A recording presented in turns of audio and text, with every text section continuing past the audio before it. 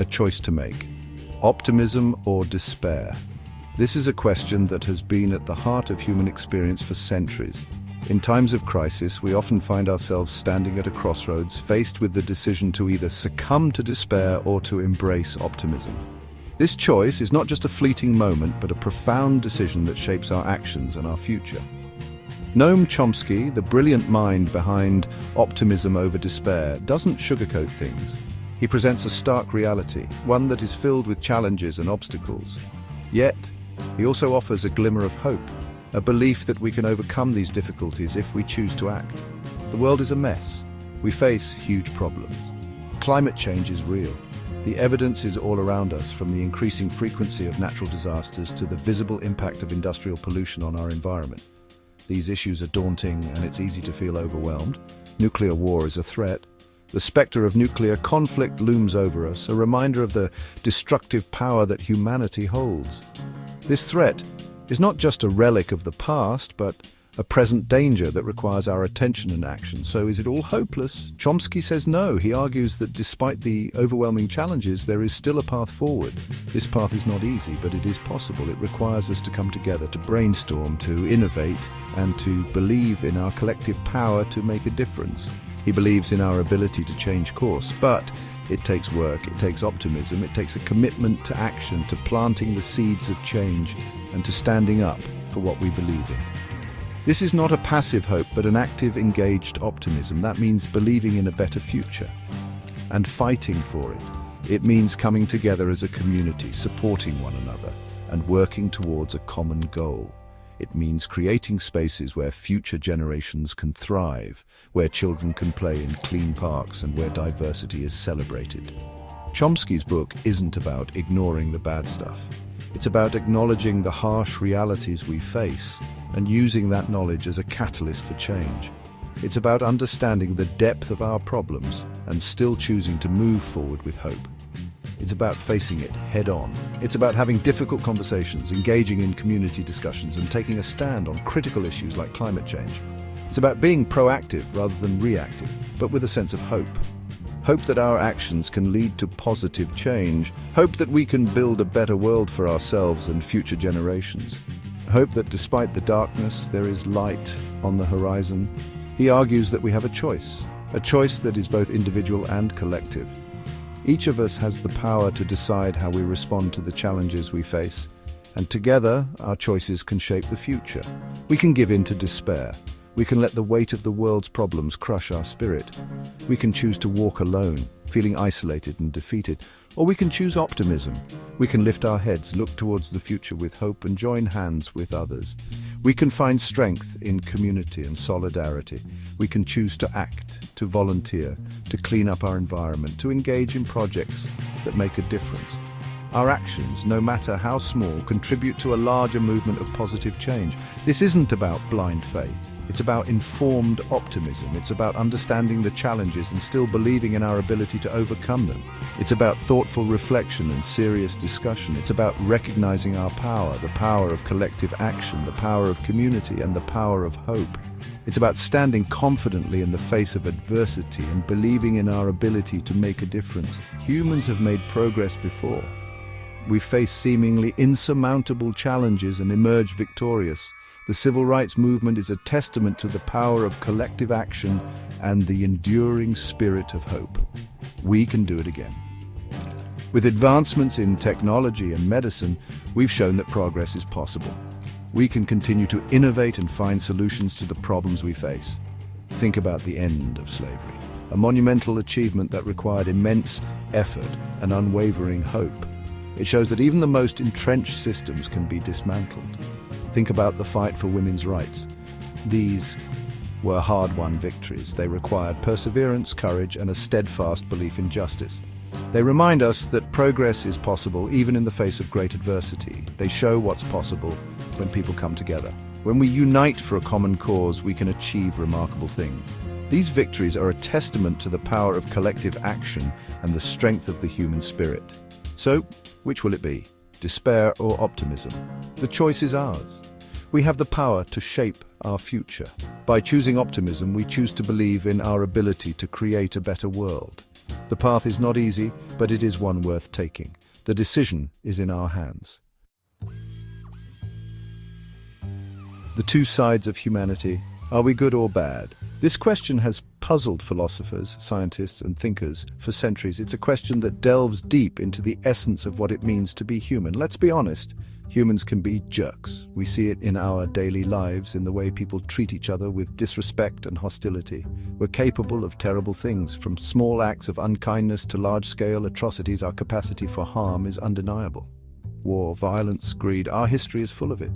These dark chapters remind us of the destructive potential within us, but Chomsky argues that's not the whole story. He suggests that focusing only on our negative traits gives a skewed picture of humanity. We also have a capacity for good. Acts of kindness, generosity, and selflessness are just as much a part of our story, for compassion, empathy, and love. These qualities shine through in moments of connection and support. He believes human nature is complex. It's not a simple matter of being good or bad, it's a blend of both, it's a mix of both. Our actions and behaviors are influenced by a myriad of factors, including our environment, upbringing, and personal experiences. We're not angels, but we're not devils either. This duality is important. It means we have the potential for both great good and great evil, because it means we have a choice. Every day we make decisions that can tip the balance one way or the other. We can choose which side to nurture. By fostering positive qualities, we can create a better world. Chomsky argues that social structures matter. The systems we build and the institutions we support play a crucial role in shaping our behavior. They can either bring out the best or the worst in us. Environments that promote cooperation and mutual support encourage our better nature. Systems based on greed and competition fuel our darker impulses. They create a culture of winners and losers, where success is often achieved at the expense of others. They create winners and losers. This disparity can lead to resentment, conflict, and a breakdown of social cohesion. They pit us against each other. In such environments, cooperation and empathy are often overshadowed by competition and self-interest. But systems based on cooperation and solidarity can bring out our better angels. They foster a sense of community and shared purpose. So are humans inherently good or bad? The answer isn't straightforward. Chomsky says it's the wrong question. Instead of focusing on inherent traits, we should consider the conditions that bring out different aspects of our nature. The real question is, what kind of world do we want to create? One that encourages our better nature, or one that exacerbates our worst tendencies? One that fosters our better nature, a world where kindness, empathy, and cooperation are the norms? Or one that brings out the worst? A world where greed, conflict, and division prevail? The choice is ours. The power of words. How language shapes our thoughts. Language is not just a means of communication, it is a powerful tool that influences our thoughts, perceptions, and interactions with the world around us. Ever wonder what makes us human? It's a question that has intrigued philosophers, scientists, and thinkers for centuries. One of the key elements that set us apart from other species is our ability to use complex language. For Chomsky, language is a big part of it. He has spent decades studying the intricacies of human language and its profound impact on our cognitive abilities. It's what sets us apart from other animals. While other species communicate, none do so with the complexity and nuance of human language. It's how we communicate, share ideas, and build societies. Language allows us to convey abstract concepts, emotions, and plans for the future. But Chomsky argues that language is more than just a tool. It's a fundamental aspect of our cognitive framework, shaping the way we perceive and interact with the world. It shapes how we think.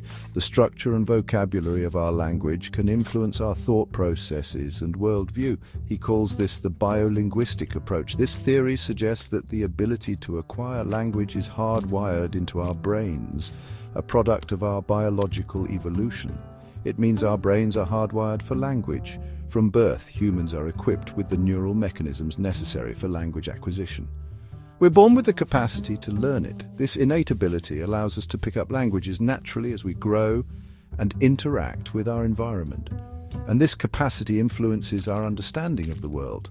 Think about it, the language we speak can shape our reality, influencing how we categorize and interpret our experiences. Different languages have different ways of expressing things. This diversity in expression can lead to different ways of thinking and understanding the world. This can affect how we perceive time, space, and even color. For instance, some languages have multiple words for different shades of a color, which can enhance the speaker's ability to distinguish between those shades. Chomsky believes that by understanding language, we can understand ourselves better. His research has opened new pathways in understanding the human mind and its capabilities. His work has had a huge impact on fields like linguistics, psychology, and philosophy. It has challenged and expanded our understanding of human cognition and communication. It's made us rethink what it means to be human. By studying language, we gain insights into our own nature and the essence of human thought, and it highlights the power of words. Words can shape our reality, influence our emotions, and drive our actions.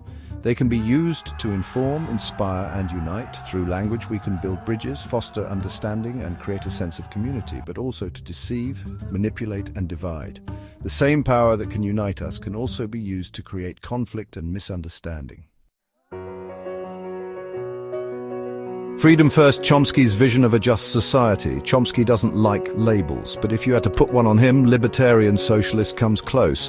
It sounds like an oxymoron, but it captures his belief in both individual freedom and social justice. He believes in a world without unnecessary hierarchies, a world where everyone has an equal say, where power is decentralized, and where people are free to pursue their own goals as long as they don't harm others. Chomsky argues that true freedom requires more than just individual liberty. It requires social and economic justice. Because if you're struggling to put food on the table, you're not really free. He sees libertarian socialism as a way to achieve this, by creating a society where everyone has equal opportunities, where resources are shared more equitably, and where people have a real voice in the decisions that affect their lives. Section 5. The limits of capitalism. Can we fix it or scrap it? Capitalism, it's the system we live under. It's brought us innovation, progress, and yes, even iPhones. But Chomsky argues that it's also inherently flawed. He sees it as a system based on endless growth, on exploiting both people and the planet for profit. Chomsky believes that capitalism is unsustainable.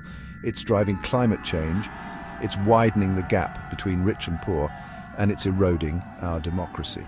He's particularly critical of neoliberalism, a form of capitalism that emphasizes deregulation, free trade, and privatization.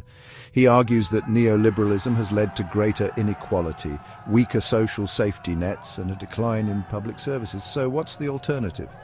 Chomsky believes we need a fundamental shift in our economic system, one that prioritizes human needs over corporate profits, one that values sustainability over endless growth, and one that promotes democracy over corporate power. In the face of overwhelming evidence, climate change and the threat of nuclear war remain two of the greatest challenges humanity has ever faced. We must confront these issues with urgency and determination, as the future of our planet depends on our actions today. The political landscape is shifting dramatically. On one hand, we see a surge in far-right movements challenging the status quo and often promoting divisive ideologies. On the other, the rise of BRICS nations, Brazil, Russia, India, China, and South Africa, signals a new era in global economic and political power. Understanding these dynamics is crucial for navigating the complexities of our modern world. Throughout history, powerful quotes have inspired us to reflect and act. Words have the power to change minds and ignite movements. Consider this: the only thing necessary for the triumph of evil is for good men to do nothing. Such quotes remind us of our responsibility to engage and make a difference. So what now? It's not enough to be aware of the issues. We must take action, whether through activism, education, or simply making more conscious choices in our daily lives. Every effort counts. Remember, change starts with each one of us. Let's commit to making a positive impact for ourselves and for future generations.